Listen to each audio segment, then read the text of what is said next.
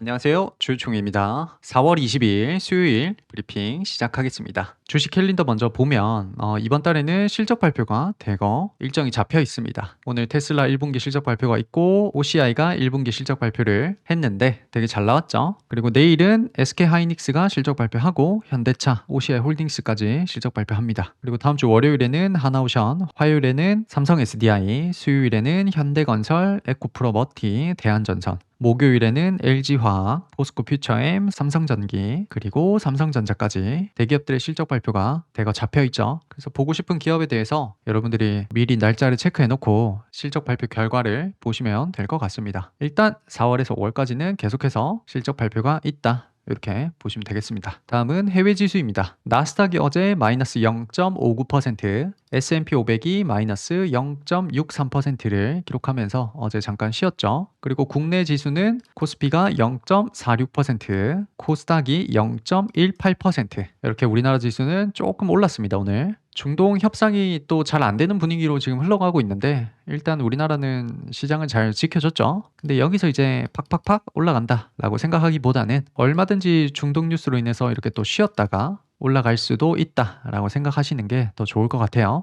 다음은 주요 뉴스로 넘어가 보겠습니다. 첫 번째 뉴스는 SK하이닉스가 차세대 메모리 모듈을 양산한다, 그런 소식입니다. 엔비디아 칩에 탑재될 차세대 메모리 모듈인 소캠2를 양산한다는 뜻이죠. 그래서 요것 때문에 기판 관련주들이 지금 영향을 좀 받고 있지 않나 싶습니다. 우리가 공부했듯이 여기 나오는 베라 루빈 이런 키워드들, 그리고 소캠2 이런 키워드들이 보일 때가 기판 관련주들의 상승 타이밍이다 라고 했는데 그 시점이 거의 다 온 것 같습니다. 우리가 기판 관련주를 많이 가지고 있어서 그런지는 모르겠는데 하루 만에 우리 계좌의 수익이 이렇게 팍 커졌습니다. 그래서 구독자님들도 너무너무 축하드립니다. 다음은 삼성 SDI 배터리 납품 계약 기사입니다. 삼성 SDI가 28년부터 벤츠에 하이니켈 NCM 각형 배터리를 수조 원대 규모로 공급하기로 계약을 하면서 국내 배터리 3사 중에는 유일하게 독3사 벤츠, BMW, 아우디 모두에 배터리를 납품하는 그런 회사가 됐습니다. 벤츠가 CATL의 의존도가 너무 높다 보니 여기에 공급 리스크가 좀 있다고 생각을 했겠죠. 그래서 공급 다변화를 위해서 삼성 SDI를 선택을 한 게 아닐까, 그렇게 예측을 다들 하고 있네요. 그리고 유럽 쪽에서는 현재 중국 배터리를 많이 견제를 하고 있죠. 중국 배터리를 이렇게 견제를 하게 되면 사실상 선택지가 K 배터리밖에 없기 때문에 당연한 수순이 아니었나, 일단 그렇게 보고 있습니다.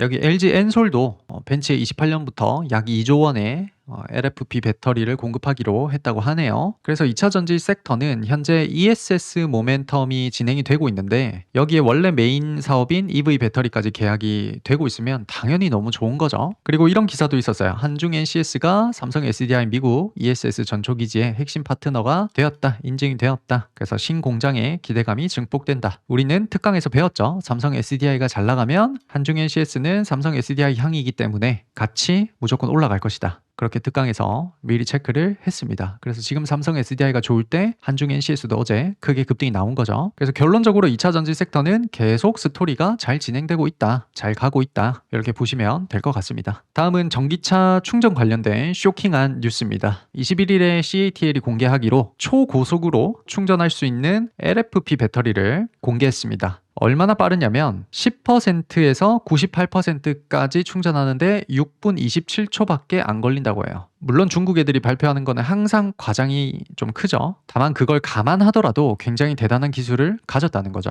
근데 이 기사를 CATL 얘기를 하자고 가져온 건 아니고 이제 이런 기술들이 지금은 초기 단계지만 여기서 더 발전을 한다면 전기차 시대를 개화시킬 수 있는 그런 결정적인 계기가 될 것 같아서 이렇게 가져왔습니다. 결국 전기차를 선택하게 되는 요소는 배터리의 세 가지 조건에 달려있죠. 첫 번째는 얼마나 오래 가느냐, 그리고 두 번째는 얼마나 빠른 속도로 충전이 되느냐, 세 번째는 화재 안정성에 있어서 얼마나 안전하냐라는 겁니다. 이 중에 두 번째 조건인 얼마나 빠르게 충전이 되느냐만 해결이 돼도 전기차를 선택할 고객들이 굉장히 많아지겠죠. 그래서 결론적으로 이런 신기술들이 하나씩 나온다는 그런 기사를 볼 때마다 우리는 지금 완전한 전기차 시대로 빠르게 가고 있구나, 이렇게 느끼고 있습니다. 다음 소식은 인도와 동남아에서 우리 한국과 커넥션이 계속 생기고 있다라는 소식입니다. 이재명 대통령과 인도 모디 총리가 며칠 전에 정상회담을 했죠. 그때 나온 얘기가 이제 조선, 원전, 핵심 광물, 청정에너지 등 전략 분야에서 협력을 강화하기로 합의를 했다고 합니다. 그리고 이재명 대통령이 곧바로 베트남으로 넘어가서 정상회담을 지금 하고 있는데 기사를 보면 원전이나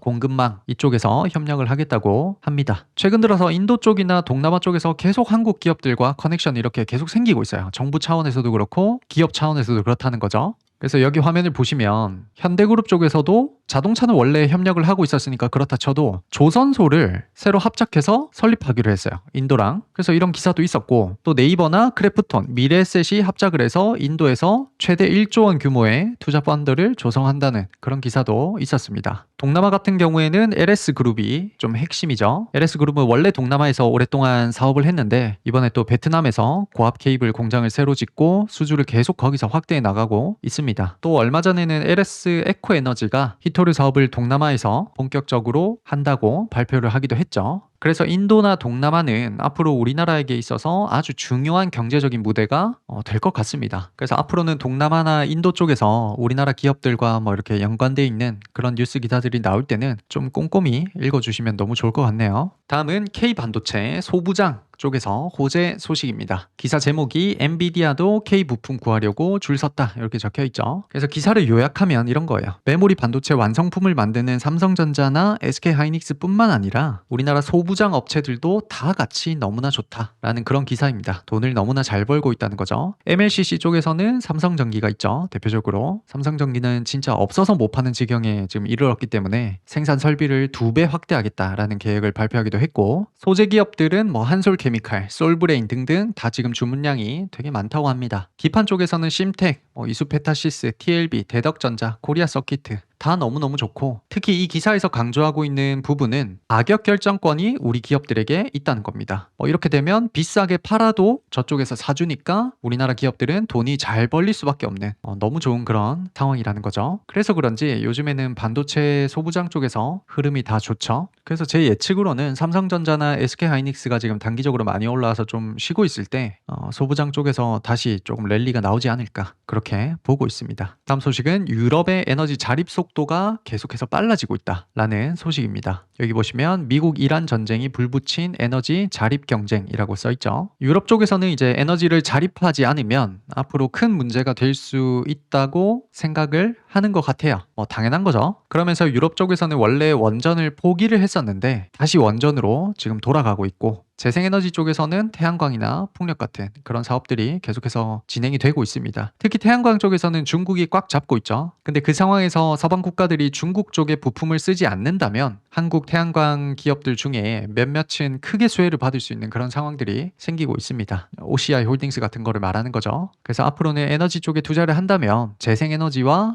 원전 이렇게 2개 정도 키워드를 꼭 기억을 해주셔야 됩니다. 마지막 뉴스는 일본이 중국 히토류 무기화에 대해서 미리 대비를 하겠다는 그런 소식입니다. 일본도 서방 국가들과 마찬가지로 미래에 중국이 히토류를 더 강하게 무기화를 할 경우를 대비해서 지금 주요 광물 개발에 투자를 미리미리 해두겠다라고 뜻을 밝혔습니다. 일본은 지금 중국이랑 사이가 많이 안 좋죠. 그러다 보니 더 예민하게 대비를 할 수밖에 없겠죠. 사실 일본이 이렇게 한다라는 게 중요한 게 아니라 모든 강대국들이 지금 주요 광물 공급망을 아주 중요하게 생각하고 있고 그게 시간이 지나면 지날수록 점점 심화되는 분위기로 가고 있다는 겁니다. 이게 중요한 거죠. 그래서 우리도 히토류 관련주들을 계속 쳐다보고 있는 거죠. 이렇게 글로벌에서 일어나는 아주 예민한 상황들을 계속 주시를 하다 보면 분명히 그 속에서 엄청난 기회들을 발견하실 수가 있을 겁니다. 우리는 한눈 팔지 말고 계속해서 이런 기사들을 주시해 나가면 되겠습니다. 다음은 특징 섹터와 종목 체크로 넘어가 보겠습니다. 첫 번째 섹터는 2차 전지 섹터입니다. 우리는 ESS 모멘텀을 보고 체크를 했었는데 의외로 EV 쪽에서 호재가 나오면서 지금 급격하게 이렇게 삼성 SDI가 상승을 보여줬습니다. 한중 NCS도 어제 상한가를 치면서 어제 수익이 많이 났다고 또 댓글에 적어주셨더라고요. LG 엔솔도 많이 올랐죠. 어제 12% 오르면서 전고점을 살짝 찔러주는 느낌이고 우리가 좀 좋게 보고 있었던 신성 SD가 생각보다 좀 약하죠. 아무래도 증권사에서 커버를 많이 안 하는 종목이다 보니까 대중들의 관심을 많이 좀 못 받고 있죠. 좀 아쉽습니다. 그래서 만약에 나는 인기가 없는 것 같다 하시는 분들은 우리가 지금 모은 가격보다 더 많이 올라왔으니까 매도를 하고 빠져나가셔도 되는데 뭐 더 길게 보실 분들은 당연히 가져가셔도 됩니다. 2분기, 3분기 들어서 ESS 매출이 이제 본격적으로 찍히기 시작할 때 한중 NCS나 신성 ST에서 또 랠리가 한번 나오겠죠. 그리고 LNF라든지 포스코 퓨처엠 등등 전부 다 굉장히 좋은 흐름을 보여주고 있습니다. 2차 전지 전체적으로 지금 흐름이 다 좋다. 맞죠? 그리고 다음은 반도체입니다. 반도체 장비 먼저 보면 유진테크, 뭐 테스 이런 애들 보면 다 잘 가고 있죠. 장비 관련주들도 지금 다 흐름이 좋고 특히 반도체 소재 관련해서 분위기가 좀 좋습니다. 지금 일본 지진 뉴스 때문에 반도체 소재에서 동진 세미캠이 첫 바따로 지금 시작을 알렸는데 아직 시작을 안 한 종목들 위주로 보면 SNS텍, FST, 솔브레인 이렇게 세 가지 정도를 좋게 보고 있습니다. 그래서 트레이딩에 자신 있는 분들은 한번 도전을 해보시고 나는 그걸 잘 못하겠다, 모아가기 할 거다 하시는 분들은 굳이 뭐 하실 필요는 없을 것 같아요. 다음은 조선 관련주입니다. 조선 관련주는 뭐 여전히 좋죠. 모멘텀도 여전히 살아있고 실적도 아직 피크아웃을 찍기에는 좀 멀었죠. 그런 시각에서 우리가 뭐 이런 자리에서 1차, 2차 매수 정도 한번 해볼 수 있다 라고 체크를 했었습니다. HJ중공업, 하나오션, HD 현대중공업, HD 한국조선해양, 그리고 삼성중공업 등등 다 체크를 했었죠. 지나가고 나서 얘기를 하는 게 아니고 다 미리 예측을 하면서 우리는 움직이고 있죠. 요즘에는 또 엔진 쪽에서